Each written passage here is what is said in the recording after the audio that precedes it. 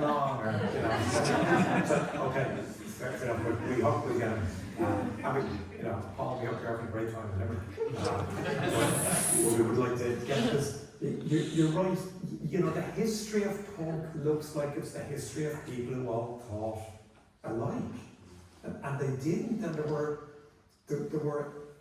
educators in that for all of us if we were willing to, well, why do you think something that I completely disagree with, and what's your background? So you have a new issue coming out. Yes. June, hopefully. Guaranteed? Yes.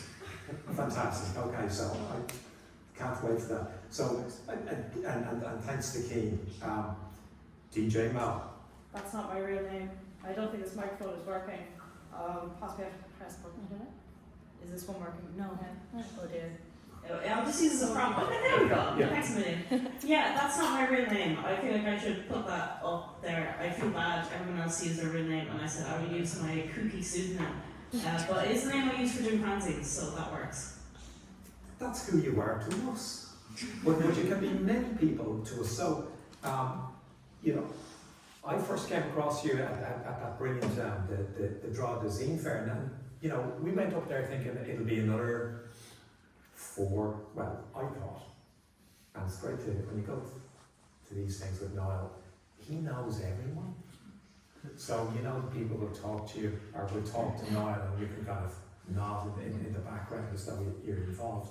But I figured it'd be all old blokes talking about the old days, and I don't know how you did it, and obviously, you know, Rita, you live in a different world, but you know, you had gathered a whole load of people who were part of a very vibrant tradition, but sometimes it's so far away from the mainstream that even people like me, who like fanzines, I'm discovering new stuff. And so that's where I came across it. And we were in the record shop then afterwards, dropping off our books, seeing if the guy in the record shop would you take some of our books, and I bought a Cure album from him, and lovely bloke. And then you rocked up and you were saying, would you take some fanzines? And I thought, that's how this world sustains. And I came away feeling very heartened by that. And your fanzine is called Punc. Yes. With So- a C. With a C, so you've broken punk. Yeah, the name of the fanzine comes from the radio show I've been doing, which is also called Punc.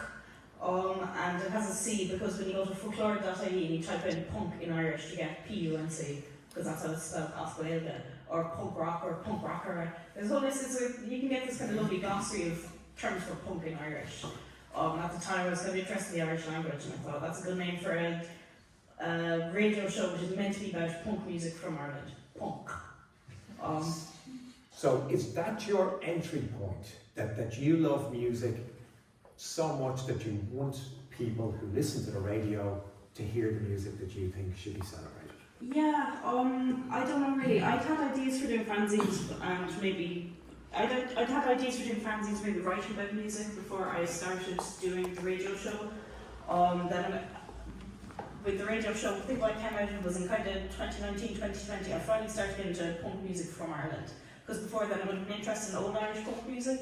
But it took me a long time to get around to punk music from Ireland, particularly from, you might call the Republic of Ireland. Because I think there's an established view or assumption that good punk music is from America, the UK, or Belfast, Northern Ireland.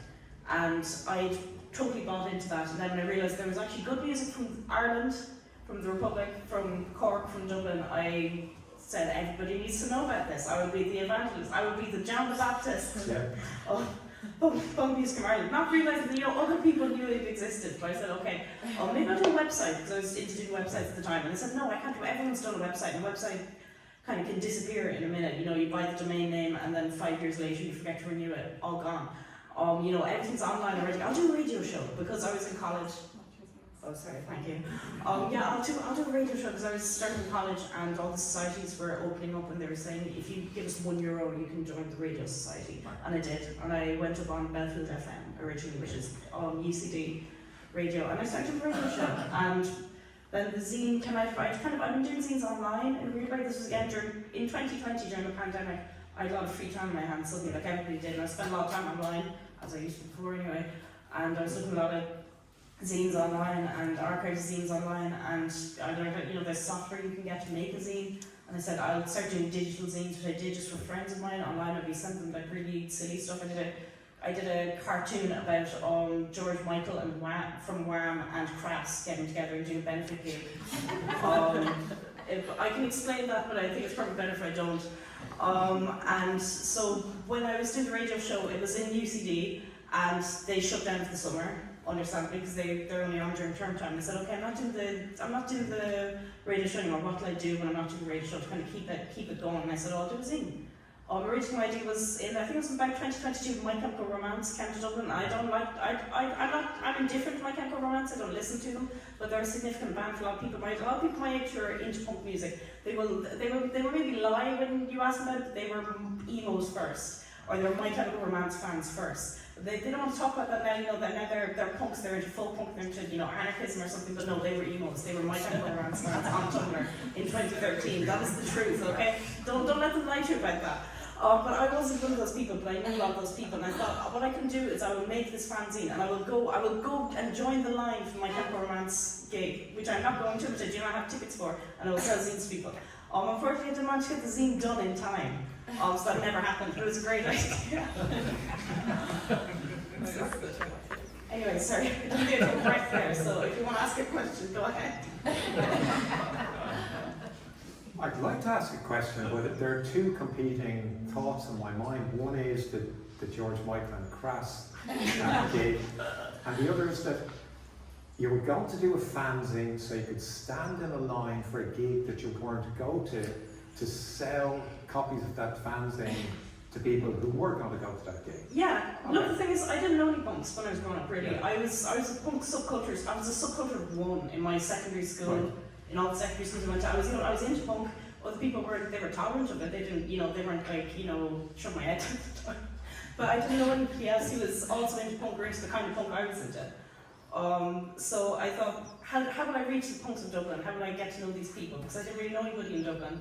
What will I do? I will go to My Chemical Romance gig, that's where they are, and I will just throw fanzines at people. I was very interested in trying to make those connections. Because I feel like a lot of people my age, if you get into punk music, you get into it through the internet, or you find out about it on your own, and it's very difficult actually to form a subculture or a culture with other people because you don't know that they're out there.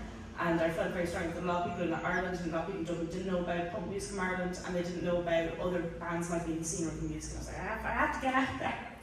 So anyway, yeah. Okay, and that to me is really interesting because we're coming from a stage where photocopiers are like spaceships. They're exciting, mobile phones, home computers, nothing but if you're the only punk in secondary school, the internet's really important, and maybe online zines are more important than physical ones initially. So how were you finding your tribe at that stage? I don't know what it was. I mean, I was interested in punk music. I was really interested in music. I found out about some of the stuff online through blogs, through social media. So that's where I was getting everything. But it was very difficult. You couldn't really, make contact with people because of that, and because you have access to everything online, you can create your own kind of niche for yourself, and nobody else is going to like every single band that you like because you're not sharing music with other people. So I think really kind of my motivation for doing the zine was to kind of try and take it offline, to kind of create something that would be a bit more permanent. I mean, when you look at, like, when I think about some of the blogs I used to follow, or some of the websites I used to look at, some of them are gone now. Some of them have disappeared. I think it's digital rot or link rot. It's very common for websites to just disappear. People think the internet is permanent, and it really is not. And I thought if I create like a record through the radio show, through the zine, I can kind of assemble material in a way that it won't be permanent, but it'll have a chance of lasting a bit longer. In about 2020, I started making websites. I used to have a website for my fanzine, and I was getting very interested in it, passionate about it. And I kind of thought, because I was aware of how websites work and how common it is for stuff to disappear or to kind of recede, I kind of felt like I have to do something offline. I was getting very paranoid about kind of digital surveillance and stuff as well. And I was kind of thinking, no, I don't want to post it on Twitter or on Instagram, whatever. I don't want to use those platforms. I'm trying to do something offline.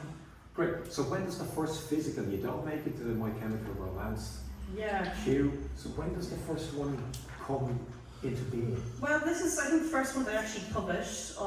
You can see there, it's 0622, which is June 2022. So I think that's going to be a month after my Chemical Romance of being on. I actually still went because a friend of mine was going, so I just went and I stood with them in the line and I got a chat with people. But I didn't actually sell the zine because I didn't have a zine, so it was a bit theoretical. But yeah, that's the first one I did, 2022. Yeah. And what's in it? Like, well, what did you feel needs to be in the world in a physical presence? Well, this is the second version because I originally did it using a template. The template was for like an A6 fanzine. It would have been a quarter of this size, and this is already pretty small, so I don't know, I'm going to have to redo it. So I don't even remember what's in it. It does have my favourite article I've ever published. I should have stopped after the first issue. This is the best thing I ever did. My Celtic Romance is emo icon Gerard Way from My Chemical Romance and Irish Republican Punc Investigates. And you can see there I've got a picture of Padraig Pearse and Gerard Way next to each other. I can explain that, but I think it's better if I don't. So that's in there. I didn't realise this one wasn't stapled. I have a collage kind of thing based on a terrible article I read about Bono from U2. One of the obsessions in this fanzine is Bono from U2. And this is about how he allegedly showed his wife Annie Houston a scary movie that a friend of his had been involved in directing, so that she would give birth to his son quicker. I thought that needs to be in print. And then the main thing really is, I did an interview with Sus from the band Chewy. I didn't know very much about Chewy. Again, somebody I knew online said to me, "Oh, you live in Dublin. Oh, I love Chewy. Chewy are a brilliant band. I would kill for the chance to see Chewy live, but I can't because I live in Ohio or somewhere." And so I said, "Oh, I'd probably better go see that, gig they're doing then." I saw them and I thought they were actually pretty good. And I did an interview with them over Instagram. Again, digital technology, I guess. And I didn't really know how to do zines yet, or I wanted to do it the most basic way possible, because I thought that way I can't, if I'm too ambitious, I will fail by my own standards and I'll get really upset.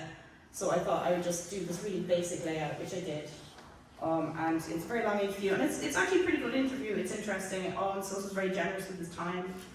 And that's most of the rest of the issue. And then the back I've got kind of a thing where I'm asking people, please send me stuff to print, which I do every issue. And Yeah, because they're too busy in the queue for my camera. Oh yeah.